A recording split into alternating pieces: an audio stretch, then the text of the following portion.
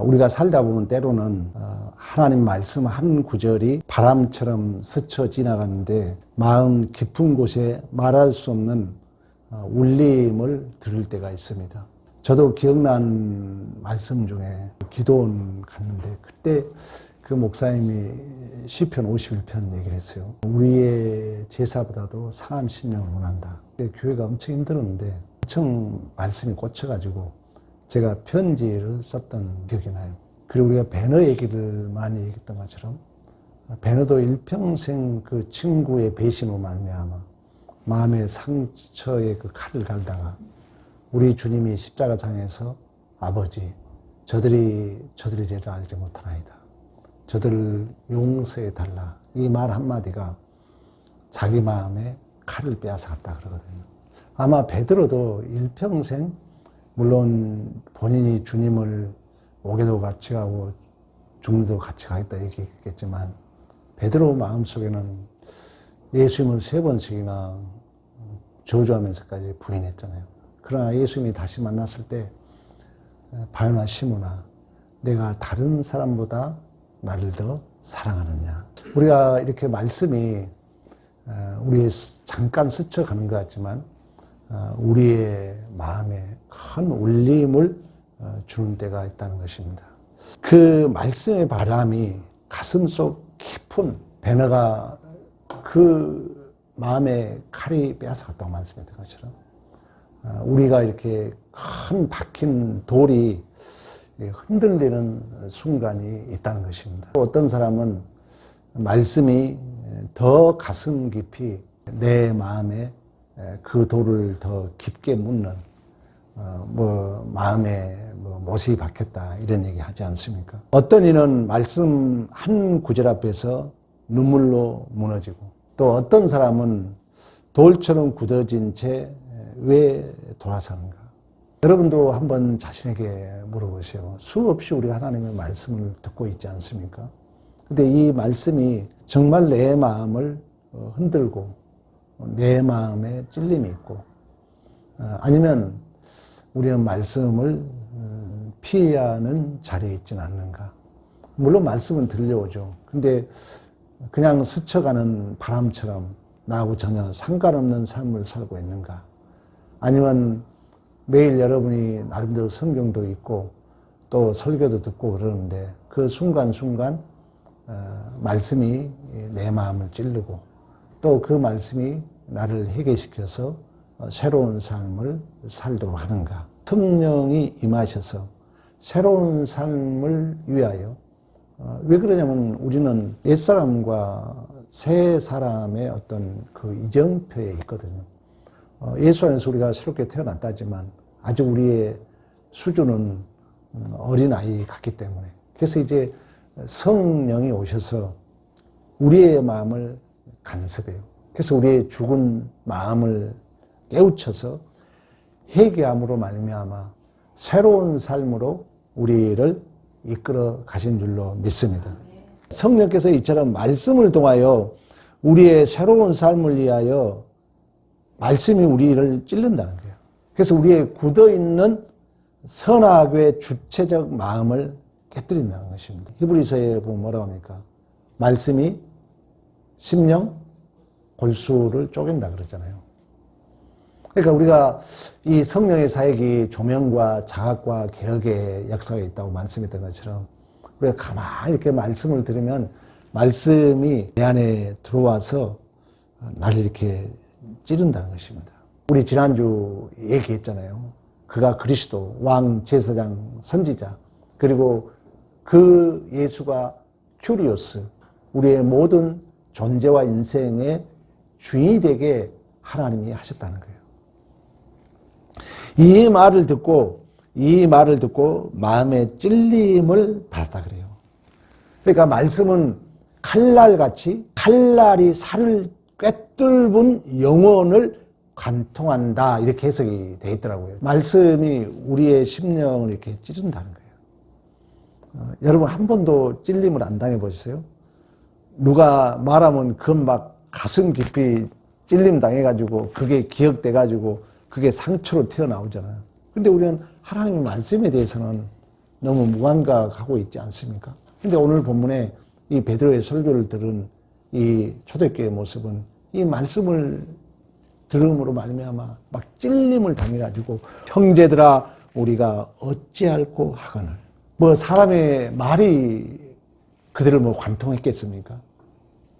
성령께서 마음을 깨뜨리고 결국 성령께서 우리의 마음을 깨뜨리게 되면은 우리 마음 속에 이제 죄악이 드러나요. 근데 성령께서 깨뜨리게 되면은 이 모든 책임이 누구의 책임으로 받아들여져요? 내 책임으로 받아들인다는 거예요. 사람이 변하려면은 누구를 만나야 된다 그랬어요? 나를 만나야 돼요. 융이란 그 심리학자가 셀프라고 그래요. 그러니까 우리는 그 상처 속에 살잖아요. 왜 그러냐면은 상처가 왜 오냐면은 이 사람은 언어적 구조인데 정해져 있는 이 언어들은 오늘의 나의 현실을 알고 만들어진 답이 아니었잖아요. 집사람과도 오늘 뭐 이제 이렇게 가끔씩 부부간에 티격태격 한 이유가 뭐예요? 우리 집사람은 어제 비상 걸려가지고 밤 10시까지 일하고 오늘 새벽 눈치를 일찍 갔거든요. 근데 나는 왜 혼자 갔느냐, 왜 늦게 왔느냐, 이렇게 얘기하는 거예요. 이것은 그 상황에 맞는 답이 아니잖아요. 이미 가부장적 힘의 원리에서 만들어진 규범이라는 거죠. 그걸 우리는 쉽게 얘기하는 거예요. 쉽게 답을 내리는 거예요. 이걸 앵무새라 그래요. 그러니까 이제 상처가 되는 거예요. 우리들에게. 그런대로 우리가 상처를 많이 받아. 근데 정말 성경에서 말하고자 하는 것은 말씀이에요. 이 말씀은 하나님의 말씀이기 때문에 하나님을 알고 있는 자는 절대 내 마음에 상처가 안 된다는 거예요.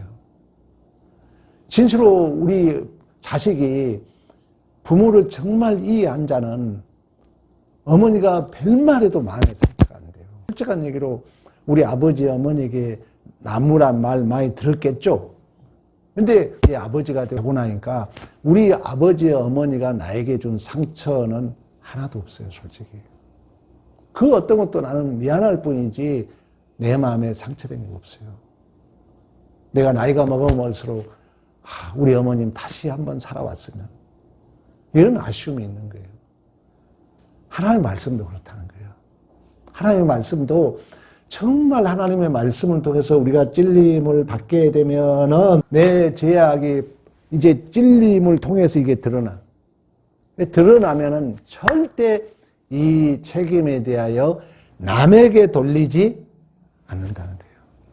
나에게 돌린다는 거예요, 나에게. 형제들아, 어찌할꼬.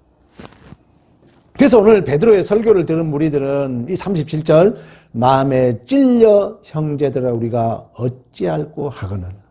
그러나 성령으로 말미암아 이 하나님의 말씀으로 말미암아 그 안에 성령으로 말미암아 찔림을 받지 않으면 우리가 사람의 소리로 들으면은 우리의 상처가 되는 것처럼 이제 사도행전 7장에 가면은 스데반이 설교할 때 찔림을 받아요, 그들이. 그때 뭐라고 합니까, 그들이?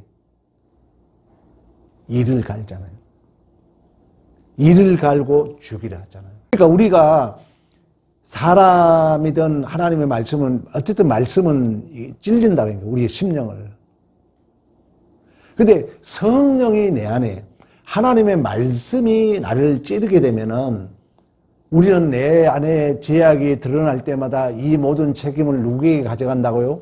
나에게 가져간다는 거예요. 그래서 내가 변화가 나타난다는 거예요. 그러나 성령이 없는 자는 찔림을 받을 때마다 모든 책임이 어디에 있겠어요? 이제 상대에 있는 거예요. 그러니까 이를 가는 거예요. 이를 갈고 죽이려고 합니다. 7장에 가면 스데반 설교가 그러잖아요. 우리의 삶도 마찬가지입니다. 그래서 여러분들이 세상 살아가면서든 직장생활 하면서든 교회생활 하든 수없는 말씀 우리에게 찔림이 오죠. 그러나 그때마다 내가 하나님의 말씀으로 받아들이고 성령을 의지하게 되면은 그 찔림을 통해서 나를 보게 되고 나를 진실로 만난 자는 회개가 나타나고 새롭게 변화가 있는 줄로 믿습니다. 이처럼 구원의 열매는 말씀을 들을 때 성령께서 마음에 찌른다는 거예요. 찔림으로 말미암아 회개가 나타나요. 이 회개가 나타남과 동시에 내 안에 생명이 싹트기 시작합니다. 여러분 그 헬스를 하신 분들 그 얘기를 들어보면은 근육이 생기려면 이 근육이 좀 찢어져야 된대요. 그러려면 이걸 그 무리를 해야 되는데 무리를 해서 근육이 찢어지고 원리가 그렇다는 거예요. 거기에 새로운 근육이 생겼을 때 이제 알통이 생긴다는 거예요. 그래서 이제 이 절대 기본적인만 해가지고 알통이 안 생긴다는 거예요. 그래서 헬스장 가면 막 그 선수들은 엄청 힘들게 하잖아요. 말이 그러더라고요. 근육이 찢어지고 거기에 이제 또 다시 새 살이 생긴다는 거예요. 그러기 위해서 이제 단백질을 먹고 그러잖아요. 그런 것처럼 우리가 새 생명을 산다는 것은 말씀이 우리를 찌르게 된다는 거예요. 그리고 회개하게 되고 결국 그 회개는 새로운 새 생명의 문을 열게 하는 줄로 믿습니다. 그래서 오늘 38절에 너희가 회개하여 각각 예수 그리스도의 이름으로 세례를 받고 제사함을 받으라. 엄밀히 말하면 회개가 먼저일까요? 아니면은 성령의 간섭하심이 먼저일까요? 성령의 간섭하심이 먼저죠. 물론 이제 나중에 글로 문장으로는 성령을 받으라 그러지만 우리는 스스로 회개할 수 없잖아요. 성령의 사역이 조명과 자각, 리폼드라 그랬죠. 돌아온 거라 그랬잖아요. 내가 회개를 한다는 것은, 그래서 회개는 구원의 조건이 아니에요. 이미 회개를 한다는 것은 그 마음에 성령이 그 마음을 찔른 결과인 줄로 믿습니다. 세례도 마찬가지예요. 세례도 그래서 고백 있는 자에게 주잖아요. 세례도 구원의 조건이 아니에요. 엄밀히 말하면 이미 내가 입술로 나는 예수와 함께 죽고 예수와 함께 살았다는 성령의 고백이 있는 자에게 하나의 인침으로 확정으로 세례를 주는 거예요. 그러니까 오늘 본문에 이미 회개를 하고 예수 이름으로 세례를 받고 제사함을 받는다는 것은 이미 성령이 그 마음의 찔림을 통해서 회개하게 하고 그 회개를 통하여 그 안에 새 생명이 싹 트는 줄로 믿습니다. 그래서 이러한 참된 회개라는 것은 그저 죄를 후회하는 감정이 아니라 하나님 은혜 아래 전 삶이 새 방향으로 바뀌는 그런 하나의 사건이라는 거예요. 그러니까 말씀을 들으면은 회개를 하고 회개를 한다는 것은 아까 얘기했잖아요. 말씀이 나를 찌른다는 거예요. 찌르면은 내 죄악이 드러나게 돼 있어요. 근데 드러나게 되면은 이것이 나의 책임으로 내가 자각하게 된다는 거예요.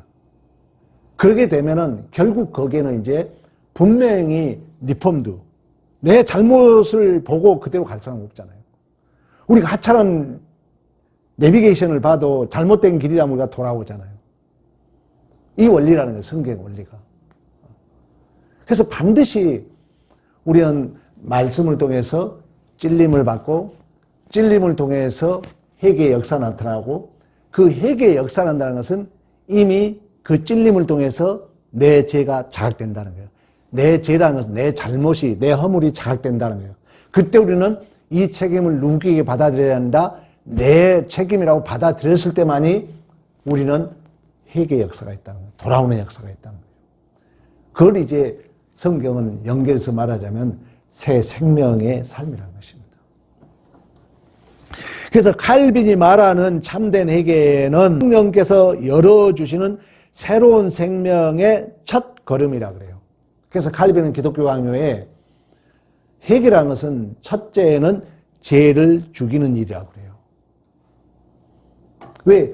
회개라는 것은 그냥 되는 게 아니기 때문에 성령이 말씀을 찔려야 되니까 성령이 말씀으로 날 찔려야 되기 때문에 찔리면 내 죄가 드러나고 폭로되거든요. 그때 이것이 내 잘못이야. 이 책임을 내가 책임졌을 때 이제 회개에서 나타나는 거예요. 그런 의미에서 회개는 두 가지를 품고 있는데 첫째는 옛사람을 죽이는 거예요. 다시 말하면 나의 죄를 슬퍼하고 미워하는 거예요. 그래서 사도 바울도 나는 날마다 죽노라고 배겼다는 것처럼. 그리고 또 한 가지는 새 삶으로 사는 것입니다. 하나님이 기뻐하는 삶을 사는 것인 줄로 믿습니다. 해결은 두 가지라는 거예요. 그러니까 반드시 내 잘못을 미워하고 슬퍼해야 돼요. 혀를 깨물고 하나님 앞에 기도하고 안 고쳐지잖아요. 계속 고백을 해야 돼요. 고쳐질 거 있지 않습니까? 그럴 때는 하나님, 오늘 또 내가 하나님 앞에 실수했네요. 계속 고백하다 보면 반드시 구원에 올리는 마음으로 믿어 의에 이르요. 입으로 시인하는 거예요. 인간은 언어적 동물이기 때문에. 그러니까 입으로 시인하고 마음속으로만 내가 잘못했네? 안 변합니다. 그 사람. 하나님 앞에 고백을 해야 돼요. 하나님, 나 이러면 안 되는데 또 했네요. 하나님, 이건 내가 잘못한 것 같은데요. 하나님 도와주세요. 계속 마음으로 시인하고 고백을 해야 됩니다. 하나님이 기뻐해요. 그러면 이제 거기에 새 생명이 싹 든다는 거예요. 그러니까 심리학자는 이걸 나를 만난 자만이 치유받을 수 있다 그러거든요. 그러면 성경적 의미는 이 마음의 찔림을 통해서 제가 폭로될 때마다 내 것이라고 받아들이고 내가 회개하면은 반드시 회개한다는 것은 당연히 돌아오는 거죠. 그게 회개에는 두 가지가 있는 거예요. 내 죄를 미워하고 슬퍼하고 하나님이 기뻐하는 삶으로 살고 이 두 가지예요. 이게 안 되면은 변한다는 거예요. 변하려면 뭐라고요? 입으로 시인하라는 거예요. 하나님, 이 부분은 제가 고쳤으면 좋겠습니다. 저도 맨날 고백해요. 새벽에. 계속 고백해. 계속 고백하다 보면 어느 순간에 하나님이 고쳐줘요. 여러분의 작은 것. 계속 하나님 앞에 기도해요. 이처럼 성령을 통하여 말씀을 듣고 마음의 찔림을 받아 회개하고 세례를 받아 새 생명의 증거. 이제 그러면은 우리가 성령을 통하여 말씀을 대 찔림을 당한다는 거예요. 찔림. 그 찔림을 당하면 내 안에 드러나는 거죠, 이제. 여러분, 누구한테 말 들으면 여러분 성질 드러나잖아요. 우리 집사람 나한테 자꾸 내가 뭐라면 나를 살았냐 죽었냐 확인하냐고. 말씀이 찔림을 받으면은 여러분이 드러나잖아요. 안 받아들이면 이제 문제가 되는 거예요. 받아들이면 반드시 우리 안에 드러나게 돼 있어요. 그때 그 드러남이 누구라고요? 내 자신이라는 거예요. 내 자신으로 받아들일 때만 치유가 나타나니까. 그리고 그렇게 되면은 이제 반드시 내 자신이 이게 허물을 내가 만나게 되면 내가 내 책임이라고 받아들이게 되면은 우리는 인격적 존재이고 성령이 리폼도 반드시 돌아오게 돼 있다는 거예요. 그건 여기서 좀 더 적용하자면 그런 의미에서 해결은 두 가지가 있다는 거예요. 내 잘못, 내 허물, 내가 고쳐야 할 것을 미워하고 계속 슬퍼하고 하나님이 기뻐하는 삶을 사는 것까지를 해결하라 그런다는 거예요. 그럼 이제 돌아왔어. 이제 회개하고 돌아왔으면은 정말 이제 회개의 열매는 뭐냐? 성령으로 말씀으로 찔림을 당하고 죄가 폭로되고 이걸 내 자신하고 받아들이고 회개하고 돌아온 증거는 뭐냐면 이제 교회 공동체의 하나됨에 대하여 우리가 성실히 감당해야 될 줄로 믿습니다. 이렇게 회개하고 세례를 받고 돌아왔더니 41절에 그 얘기를 해요. 이 말을 받는 사람들은 세례를 받음에 그날에 신도의 수가 3,000이나 다하더라. 그들의 사도의 가르침을 받아 서로 교제하고 떡을 떼며 오로지 기도하기를 힘쓰니라. 자, 모든 일은 성령이 합니다. 그러니까 성령은 가장 중요한 것은 신적 확증이에요. 이미와 아직의 교회 시대 속에 이미와 아직의 신분적으로 출생했지만 수준으로 아직 완성되지 않은 우리들에게 성령의 가장 큰 위치는 신적 보증이에요. 다시 말해 예수께서 이루신 구속의 은혜를 역사를 반드시 우리 안에 구체화 실체화시키고 말겠다는 신적 확증으로 성령이 와 있다는 거예요. 그래서 우리는 실패함이 없는 줄로 믿습니다. 또 하나는 뭐냐면은 하나 중요한 거예요. 이걸 어렵게 들을지 모르겠지만 성화에서 뭐라 하냐면 가장 중요한 게 성장에 있어서 가장 중요한 게 뭐냐면 성령이 우리를 누가 묶었다? 예수와 묶었다는 거예요. 예수와. 그러니까 다시 말하면 성령이 회개하고 돌아온 자들에게 가장 중요한 역할은 뭐냐면 교회를 하나 묶어준다는 거예요. 묶어준다는 거예요, 우리를. 그러니까 진실로 하나님의 말씀에 성령을 통해서 찔림을 받고 회개하고 돌아온 자들의 가장 중요한 것은 그런 의미에서 교회에 충성하게 되는 줄로 믿습니다. 여러분 꼭 기억해야 돼요. 교회를 하나로 묶어준다는 거예요. 교회로. 그러니까 우리가 교회에 들어왔는데 성도들 이제 새 신자들의 가장 아쉬움은 그거거든요. 교회로 묶어놓은 거예요. 여기서 더 중요한 것은 우리를 이렇게 제한 속에 묶어놓는다는 거예요. 여러분이 꼭 기억해야 돼요. 하나님은 여러분 돈 많이 주고 시간 많이 주지 않는다는 거예요. 이 한계 속에서 나를 이제 정금으로 만들어가요. 중요한 얘기야. 한계 속에서. 나를 제한 속에서. 내 마음대로 되지 않는. 그러니까 참아야 되고 견뎌야 되고. 아니 뭘 다듬으려면은 이렇게 묶어놓잖아요. 야생 말을 길들인 방법 여러분 알잖아요. 나귀하고 묶어놓은 한 달 동안. 그 막 처음에는 야생 말을 막 끌고 다닌대. 그러다가 나중에는 이제 그 나귀 새끼가 끄는 대로 끌려온다 그러잖아요. 그때부터 이제 훈련시킨다 그러잖아요. 그런 것처럼 회개하고 돌아온 자들의 그 열매의 가장 중요한 것은 교회에 묶어놓은 거예요. 왜?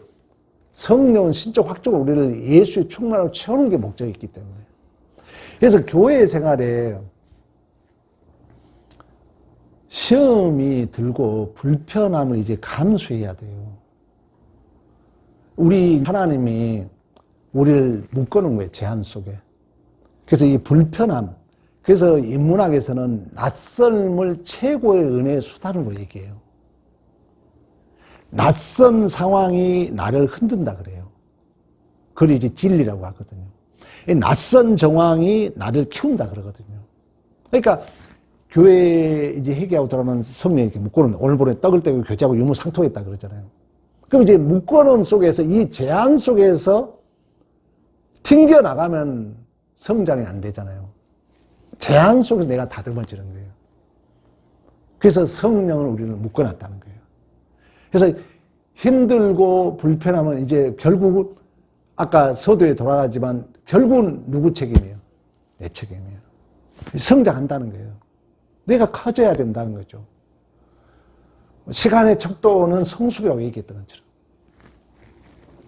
그래서 여러분들이 오늘 말씀을 듣는 자들로서 성령이 이처럼 우리에게 찔림을 줘서 회개하고 돌아오게 하고 한 공동체를 묶어주는데 여러분이 실천적 부분에 있어서 적용하고 결단을 해야 돼요. 첫째는 뭐냐면은 매일 말씀 앞에 내 자신을 무릎을 꿇는 시간을 가지라는 거예요. 꼭 뭐 물리적으로 무릎을 꿇는다는 게 아니라 여러분들이 말씀을 한 구절을 붙든 아니 뭐 읽든 항상 말씀 앞에 내 자신을 무릎을 꿇고 우리 허물이 많잖아요. 내가 고쳐야 할 그런 부분들을 하나 정하고 그것이 드러날 때마다 내 허물이 드러날 때마다 말씀 앞에 정직해야 됩니다. 우리는 합리화시켜버리거든요. 변명하거든요. 안 변한다는 그 사람은.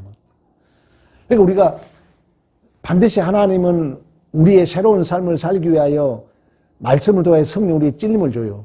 찔려서 내 허물이 드러나게 하고 그 드러나면 그걸 내가 책임으로 받아들이고 그러면 이 회개의 역사가 나타나고 회개의 역사는 아까 이게 돌이킴의 리폼드 새로운 삶을 산다는 거예요. 근데 그 회개는 내 죄를 미워하고 하나님 기뻐하는 삶을 사는데 그 삶이 이제 열매는 우리를 예수로 한 몸으로 묶어준다는 거예요. 교회로 묶어준다는 거예요. 그러니까 세상에서 진실로 회개하고 돌아온 자들은 이제 교회 공동체 하나됨을 힘써 지켜야 되는 거예요. 이게 안 되니까 그들이 성장이 안 되는 거예요. 새로운 신자들이 아쉽잖아요. 같이 성령으로 이제 예수의 몸으로 부딪힘 속에서 내가 때론 참고 견뎌주고 기다려주고 용서하고 때론 시험도 당해보고 그 속에서 이 제한 속에서 내가 깊어지는 거예요. 내가 성숙하거든요. 그러기 위해서는 우리가 적용과 결단을 해야 된다는 거예요. 항상 말씀 앞에 내 자신의 무릎을 꿇으면서 내가 고쳐야 할 점이 뭔가 한 가지씩만. 나는 지금 후회돼요. 내 학창시절에 영어 단어 하나만 외웠더라면 내가 중학교 때 이시우 선생님이 스페링 10개씩 외워야 집을 보냈어요. 지금 생각하면 내가 제일로 그 선생님이 생각나요. 아, 그때 영어 공부를 할 걸.